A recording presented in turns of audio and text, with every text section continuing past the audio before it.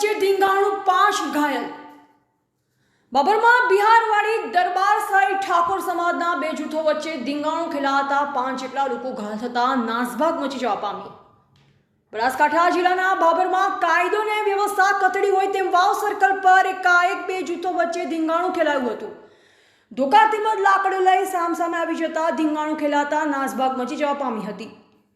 બનાવની વિગત અનુસાર ભાભર તાલુકાના ખડોસણના સંગ્રામજી ઠાકોરના પરિવારના સભ્યોને ભાભર દરબાર સમાજના યુવાનો વચ્ચે ગાડીની સાઈડ કાપવા બાબતે ગતરોજ ઝઘડો થયો હતો અને ગત સાંજે તે ઝઘડાએ વિકરાળ સ્વરૂપ ધારણ કરતા ખડોસણથી 5 ઈસમો પિતા પુત્રો ઇકો ગાડીમાં ભાભર વાવ સર્કલ પર હથિયાર લઈ સામસામે આવ્યા।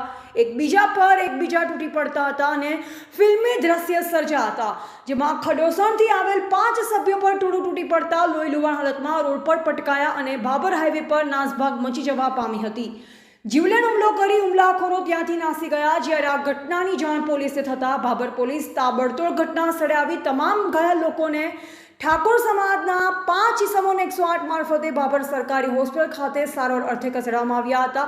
ઘાયલોમાં પૈકી 3 ઈસમોને માથાના ભાગે ગંભીર ઈજાઓ પહોંચતા પ્રાથમિક સારવાર આપી વધુ સારવાર અર્થે પાટણના ધારપુર ખાતે ખસેડવામાં આવેલ છે, જ્યારે 2 ઘાયલ લોકોની ભાભર ખાતે સારવાર ચાલી રહી છે।